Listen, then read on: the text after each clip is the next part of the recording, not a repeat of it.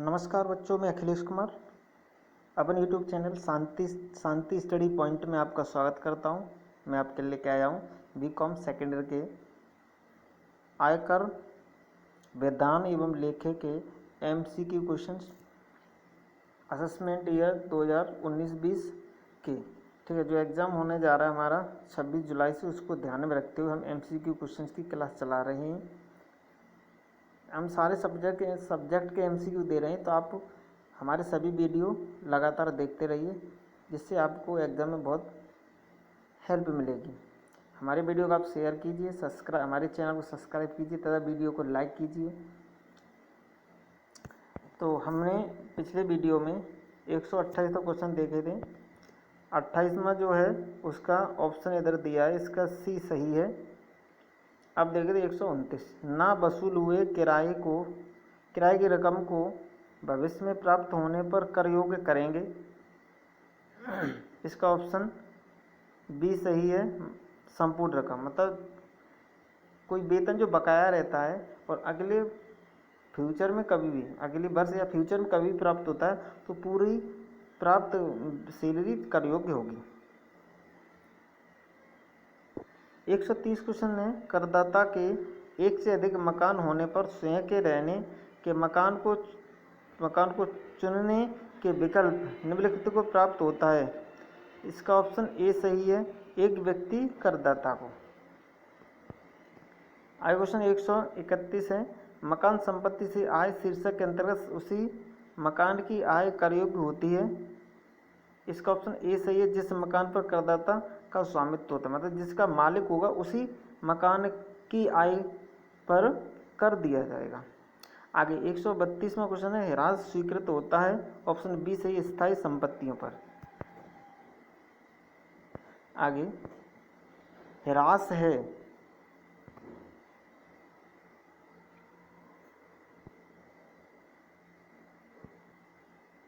इसका option A सही है, आयगत हानि। 134 क्वेश्चन है, किराए पर चलने वाली मोटर लॉरी पर ह्रास की दर होती है। ऑप्शन सी सही है, 30%। 135वां क्वेश्चन, मशीन पर ह्रास की दर होती है 15%। ऑप्शन ए सही है। व्यवसाय से प्रारंभिक व्ययों की कटौती दी जाती है। ऑप्शन सी सही है, 5 समान किस्तों में। 137 है, दूर संचार सेवाओं की कटौती किस धारा के अंतर्गत आती है। ऑप्शन ए धारा 35 ए बी बी के अंतर्गत। आगे क्वेश्चन 138 है, 20,000 से अधिक नकद भुगतान अस्वीकृत होगा। ऑप्शन ए सही है, 100%। क्वेश्चन 138 है, ये हो गया। 139 है, हल्के वाहनों के लिए प्रतिमाह आय मानी जाएगी। ऑप्शन सी सही है, 4,500 रुपये। ठेकेदारों की आय की गणना किस धारा के अंतर्गत की जाती है। ऑप्शन डी सही है, धारा 44 ED के अंतर्गत। आगे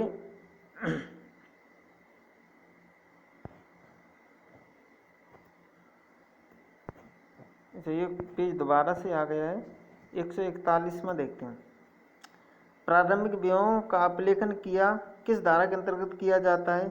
इसका ऑप्शन ए सही है, धारा 35 ED के अंतर्गत। वैज्ञानिक अनुसंधान पर व्यय किया किस धारा के अंतर्गत आते हैं। वैज्ञानिक अनुसंधान पर व्यय किस धारा के अंतर्गत आते हैं। ऑप्शन ए सही है, धारा 35 के अंतर्गत। आगे 143वां क्वेश्चन है, ह्रास किस धारा के अंतर्गत आता है। ऑप्शन सी धारा 32 के अंतर्गत, यानी 32 धारा के अंतर्गत। आगे 144वां क्वेश्चन है, अमूर्त संपत्ति पर ह्रास स्वीकृत होता है, और इसका ऑप्शन बी सही है, 25%।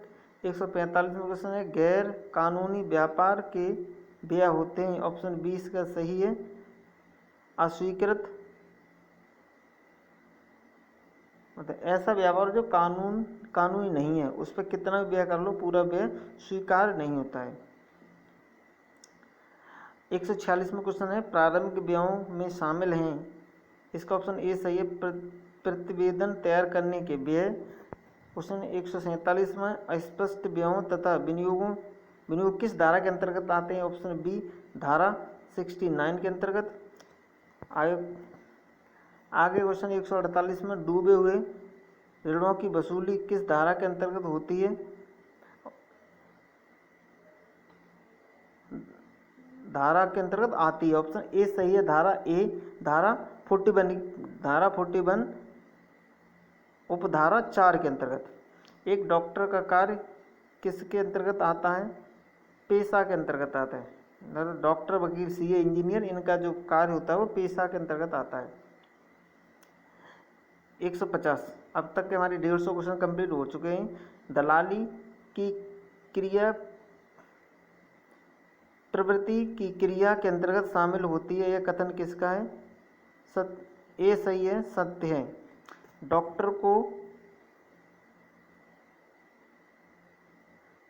डॉक्टर को मरीज से प्राप्त भेंट, इसका ऑप्शन ए सही है।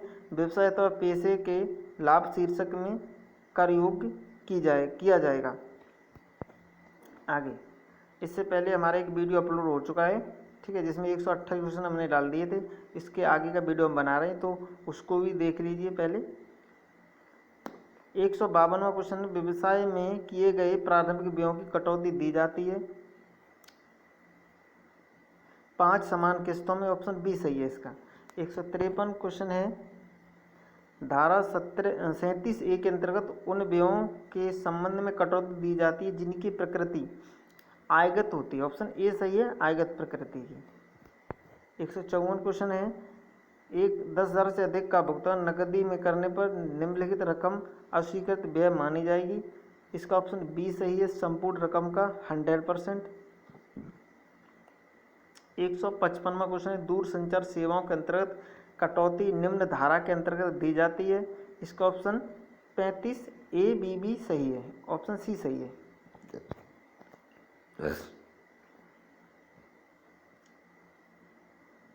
156वां क्वेश्चन है, पूंजी संपत्ति कितने प्रकार की होती है, इसका ऑप्शन सी सही है, 2 प्रकार की, अल्पकालीन पूंजी संपत्ति और दीर्घकालीन पूंजी संपत्ति।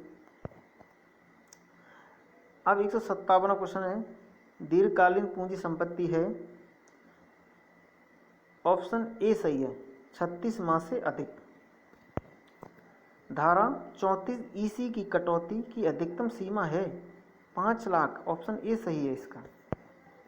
क्वेश्चन नंबर 159, पूंजी की वृद्धि नहीं आंकी जाती है, इसका ऑप्शन ए सही है, उचित बाजार मूल्य से पहले हो। क्वेश्चन 160 है, जिसकी सूचकांक लागत ज्ञात नहीं की जाती है, इसका ऑप्शन सी सही है, ऋण पत्रों का इंडेक्सेशन नहीं किया जाता, ठीक है। आगे 161 है, बोनस अंशों की लागत 1/4/1931 या इसके बाद 1981 या इसके बाद 0 होगी। पूंजी लाभ की गणना किस धारा के अंतर्गत की जाती है? वैसे यहाँ पर अमेंडमेंट आ गया है, अब जो इंडेक्सेशन है 2000 से वैल्यूएशन किया जाता है उसका, ठीक है। तो ये नया क्वेश्चन अगर आता है, अगर कहीं 2000 लिखा होता है 2000 उसको स्टिक करना आप लोग, ये पुराना क्वेश्चन डाल दिया, ठीक है। 162, पूंजी लाभ की गणना किस धारा के अंतर्गत आती है? धारा 48 के अंतर्गत। क्वेश्चन 163 है, दीर्घकालीन पूंजी लाभ पर कर की दर होती है, ऑप्शन सी सही है, 20%। आगे 164 क्वेश्चन है, धारा 54B की कटौती निम्न में से किस से संबंधित है? इसका ऑप्शन ए सही है, कृषि से संबंधित। आगे 165 क्वेश्चन है, पूंजी लाभ उत्पन्न होता है, इसका ऑप्शन ए सही है, किसी भी पूंजी संपत्ति के हस्तांतरण पर। 166वां क्वेश्चन है, अंशों की दशा में अल्पकालीन पूंजी लाभ उसी दशा में होंगे जब करदाता इन्हें अपने पास रखेगा, इसका ऑप्शन ए सही है, 12 माह से कम। आगे क्वेश्चन है 167, यदि ऋणपत्रों के परिवर्तन द्वारा अंशों से प्राप्त किया जाता है, इन अंशों की प्राप्ति लागत होगी, मतलब ऋणपत्रों के बदले में अंश प्राप्त की जाती है, कि लागत क्या मानी जाएगी? इसका ऑप्शन सी सही है, ऋण पत्रों की प्राप्ति की लागत, मतलब वही लागत जो ऋण पत्र की लागत होगी वही अंश की लागत मानी जाएगी।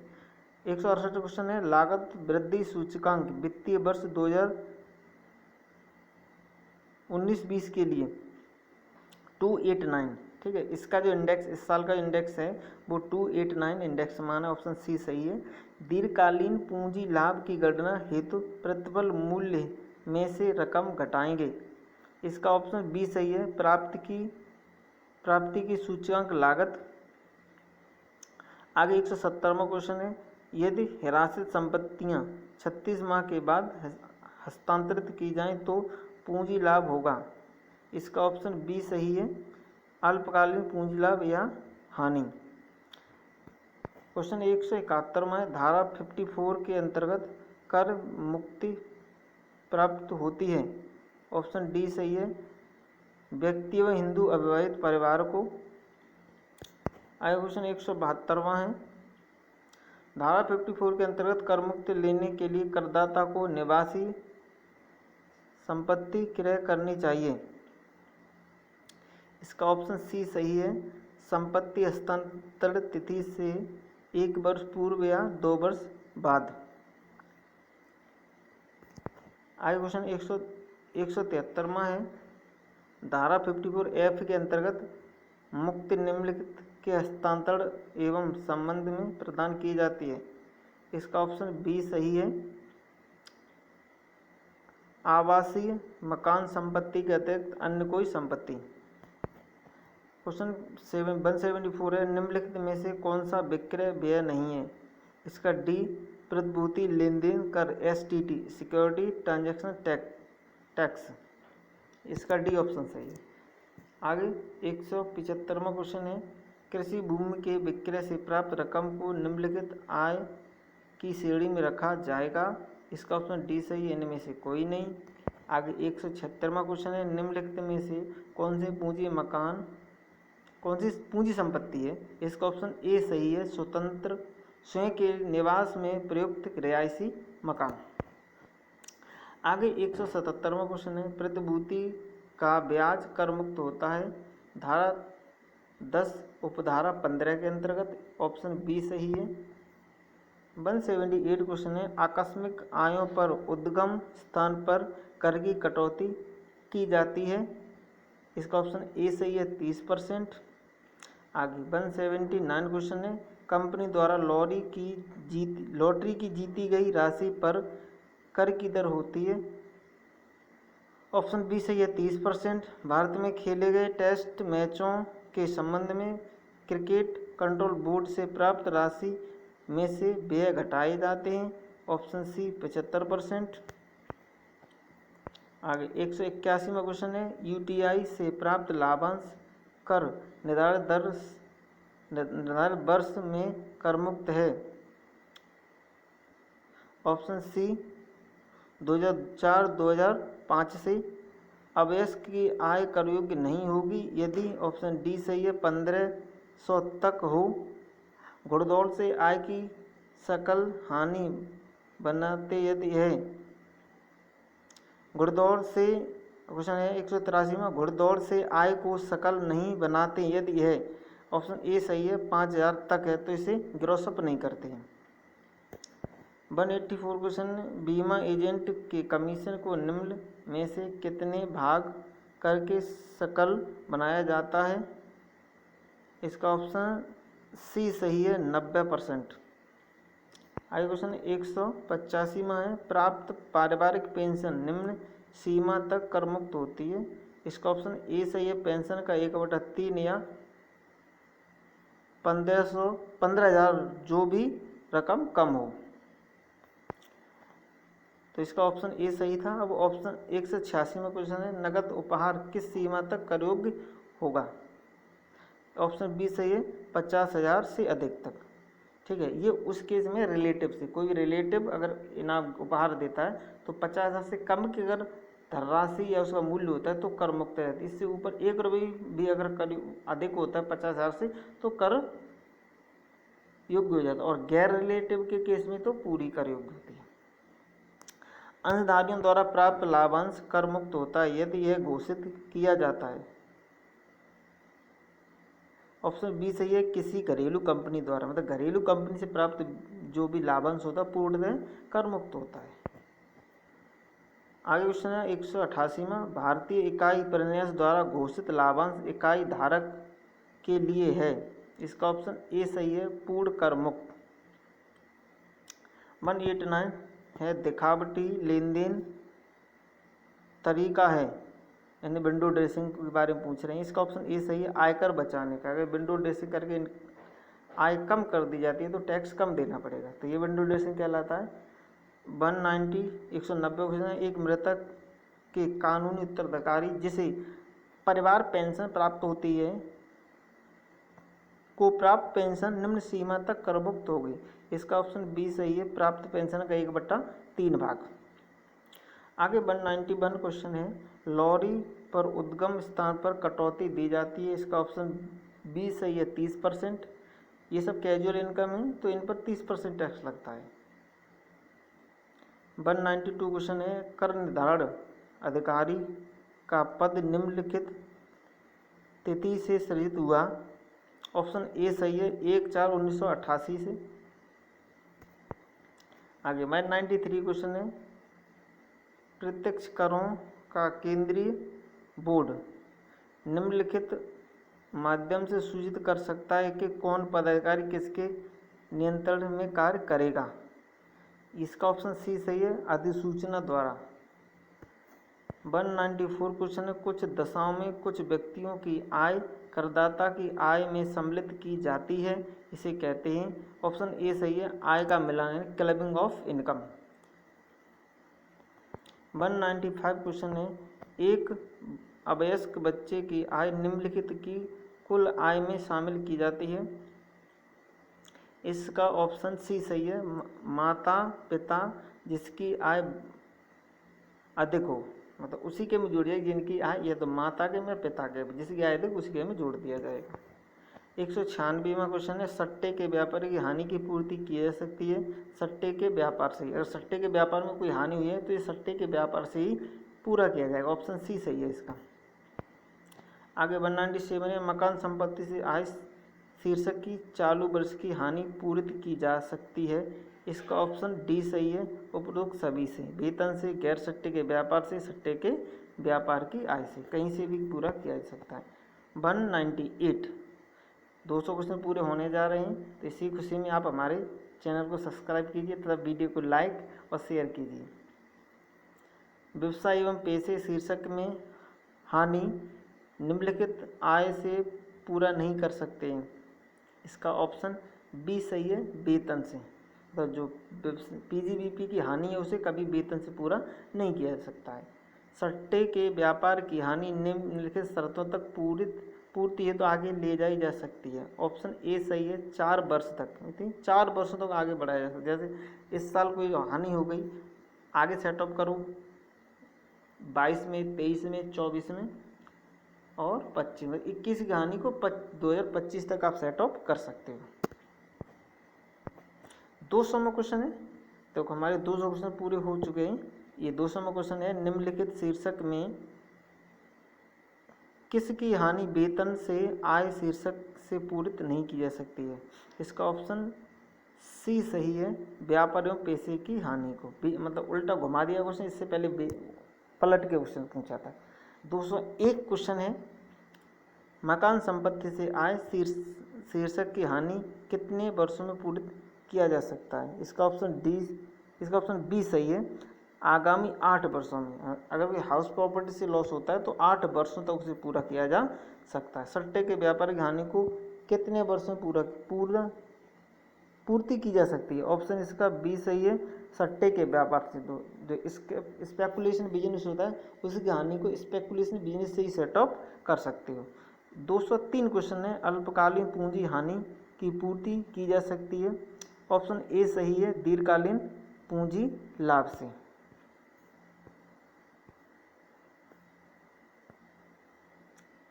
आगे है, अब देखो सेटअप के बारे में।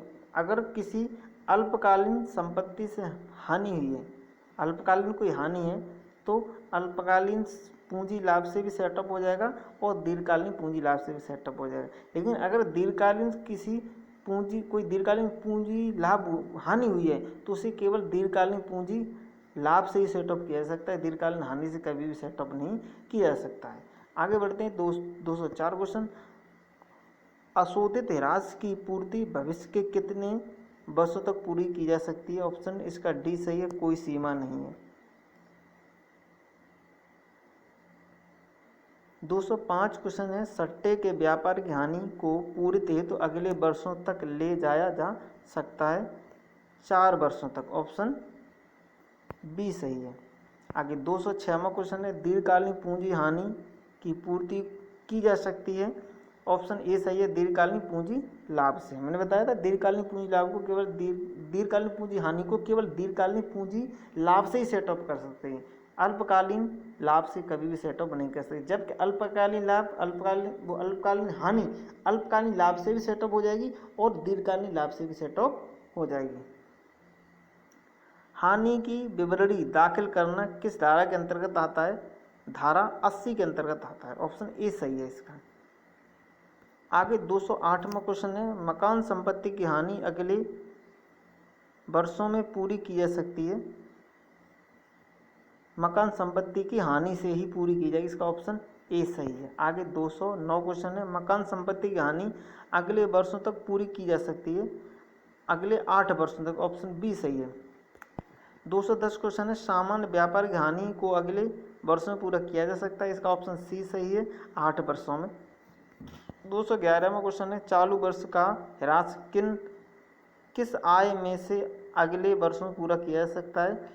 ऑप्शन डी सही है, उपरोक्त सभी में से। मतलब ऑप्शन दिया पूंजी लाभ, सामान्य व्यापार की आय, मकान संपत्ति की आय, किसी में से भी सेट पूरा किया जा सकता है। धारा 80D के अंतर्गत वरिष्ठ नागरिक के संबंध में अधिकतम कटौती की रकम है, ये 50,000 है। ऑप्शन बी सही है इसका। कुमार में ये वाला क्वेश्चन दिया था, उसमें 30,000 देखी थी, वो पुराना क्वेश्चन है 2012 के आधार पर उसमें दिए, इसलिए वो था विकल्प सही था। तो ये इसका ये 50,000 ऑप्शन सही होगा। आगे धारा 80P की कटौती प्रदान की जाती है सहकारी समिति को, इसका ऑप्शन ए सही है। धारा 80C की अधिकतम कटौती है, डी सही है, 1,50,000। 215वां क्वेश्चन है, करदाता के बच्चों की शिक्षा के संबंध में शिक्षण शुल्क की कटौती की निम्न धारा के अंतर्गत शामिल किया जाता है, इसका ऑप्शन ए सही है, धारा 80C के अंतर्गत। 216वां क्वेश्चन है, सार्वजनिक भविष्य निधि में अंशदान की अधिकतम सीमा है, इसका ऑप्शन सी सही है, 1,00,000 रुपये। 217वां क्वेश्चन है, शिक्षा ऋण पर ब्याजी कटौती की धारा, इसका ऑप्शन डी सही है, 80E। 218वां क्वेश्चन है, प्रधानमंत्री राष्ट्रीय सहायता कोष में दान पर कटौती मिलती है, इसका ऑप्शन सी सही है, 100%। यानी कोई भी इसमें PM केयर फंड में कोई भी डोनेशन करता है तो उस पर 100% टैक्स डिडक्शन मिल जाता है। राष्ट्रीय बाल कोष में दान पर कटौती मिलती है, इस पर भी 100% है। आगे 220वां क्वेश्चन है, 80GG निम्न में से किससे संबंधित? 80GG को अच्छे से समझ के जाना, ही बार बार पूछी जाती है, तो ये इसका ऑप्शन सी सही है, मकान किराए का भुगतान। आगे 221 पेंशन फंड में अंशदान किस धारा से संबंधित है? इसका ऑप्शन बी सही है, 80CCC, ये ऑप्शन सही है इसका। और 222 क्वेश्चन है, सकल कुल आय में से कौन सी कटौतियां घटाते हैं? इसका ऑप्शन सी सही है, 80C से लेके 80U तक की, मतलब सकल कुल आय कैलकुलेट करने के बाद 80C से लेके 80U तक की जो भी डायरेक्शन है उनको घटाया जाता है। आगे 223वां क्वेश्चन है, कौन सी आय को 10 तक पूर्णांकित किया जा सकता है? ऑप्शन बी सही है, सकल कुल आय और कुल आय दोनों को, तो सी इसका ऑप्शन सही है। राष्ट्रीय बचत योजना में जमा रकम भुगतान करने पर निम्न दर से कर काटा जाता है, इसका ऑप्शन बी सही है, 10%। आगे 225वां क्वेश्चन है, सरकारी प्रतिभूतियों के ब्याज पर उद्गम कर की कटौती निम्न दर से की जाएगी। इसका ऑप्शन डी सही है, इनमें से कोई नहीं। 226वां क्वेश्चन है, कर कटौतीकर्ता की स्थायी खाता संख्या यानी पैन संख्या के बारे में बात करते हैं। न बताने पर निम्नलिखित दर से कर की कटौती दी जाएगी। क्वेश्चन देखते क्या लिखा है। थोड़ा हमारी मोबाइल की स्क्रीन टूट गई इसलिए अक्षर कम दिख रहे हैं, तो आप तो जरा देखना क्या लिखा है। कर कटौतीकर्ता को स्थायी खाता संख्या न बताने पर निम्नलिखित दर से कर की कटौती की जाएगी। इसका ऑप्शन बी सही है, 20%।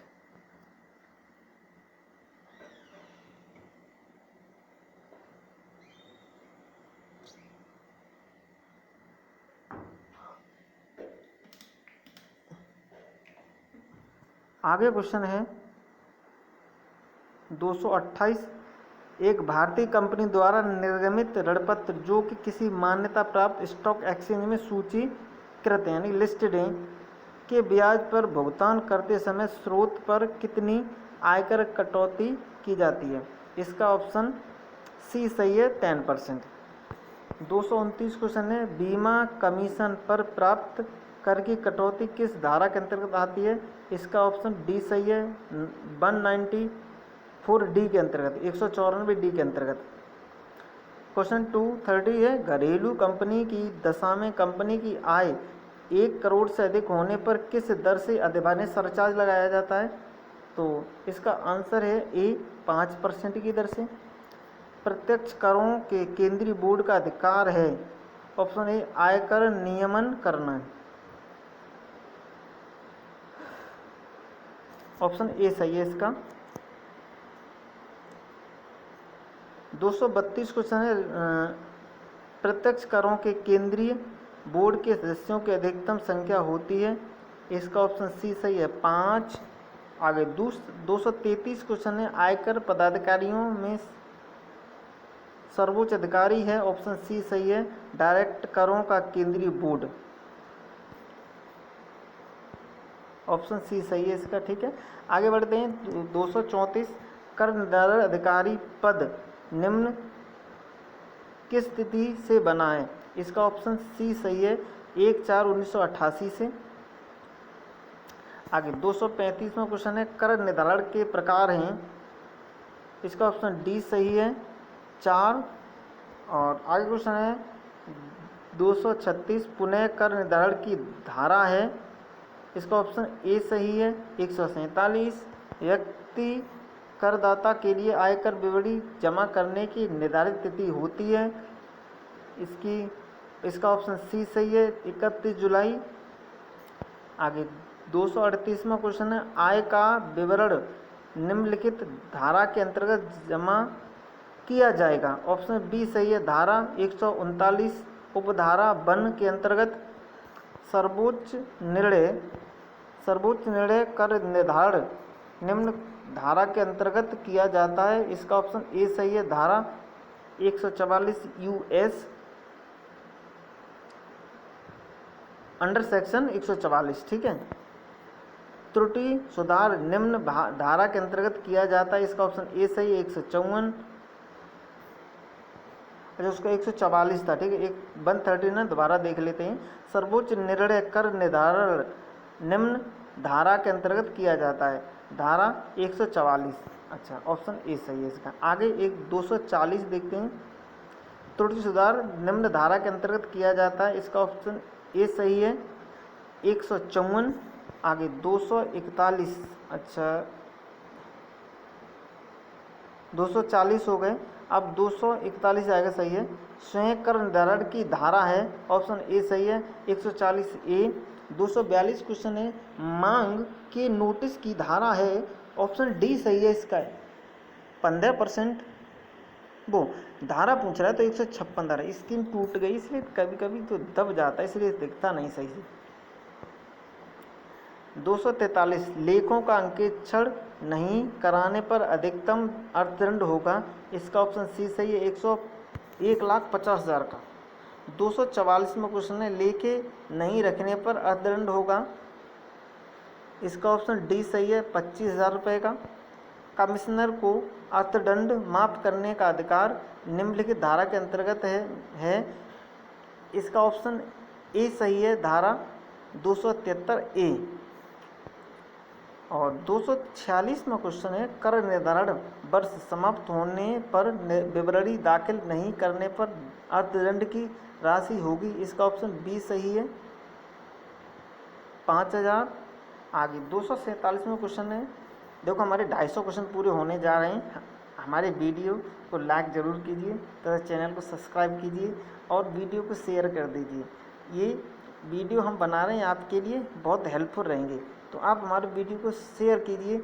सभी जो बीकॉम सेकेंड ईयर के बच्चे या अगर यूनिवर्सिटी के सभी बच्चों के उसमें यूट्यूब पर या व्हाट्सएप पर इसका लिंक होना चाहिए ताकि वो इसका बेनिफिट उठा सकें।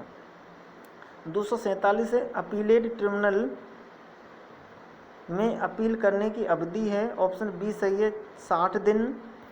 248वां क्वेश्चन, अपीलेट ट्रिब्यूनल में अपील एक निर्धारित फॉर्म पर की जाती है जिसकी संख्या 36। ऑप्शन ए सही है। यदि आप इसको इंग्लिश में चाहते हो तो कमेंट करें, मैं इसको इंग्लिश में भी वीडियो बना के डाल सकते हैं। आप पहले इसके लिए रिकमेंड कीजिए कि हाँ हमें इंग्लिश में भी चाहिए, तो हम इंग्लिश में इसको वीडियो बना देंगे। 249वां क्वेश्चन है, अब देखो 250 से केवल एक दूर है, बस 250 क्वेश्चन होने जा रहे हैं।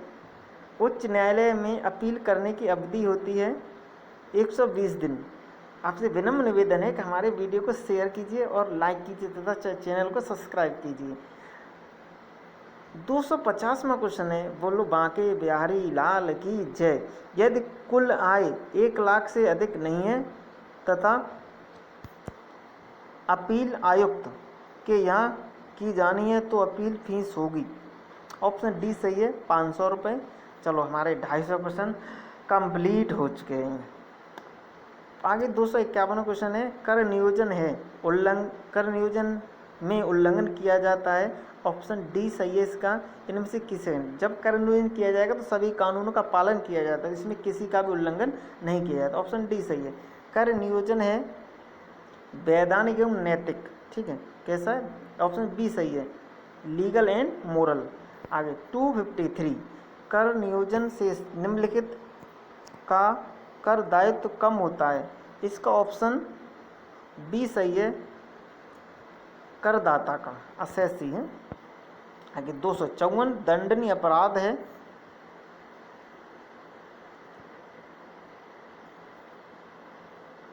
ऑप्शन सी सही है, कर अपवंचन टैक्स इवेजन एक दंडनीय अपराध है, ठीक है। 255 क्वेश्चन है, कर प्रबंधन किया जाता है। ऑप्शन ए सही है, कर नियोजन से पूर्व।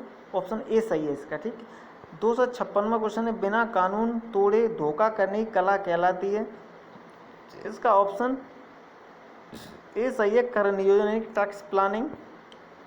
अब 257 है, जब कोई व्यक्ति अपनी कुल आय में किसी गलत दावों द्वारा करता है तो यह प्रक्रिया है।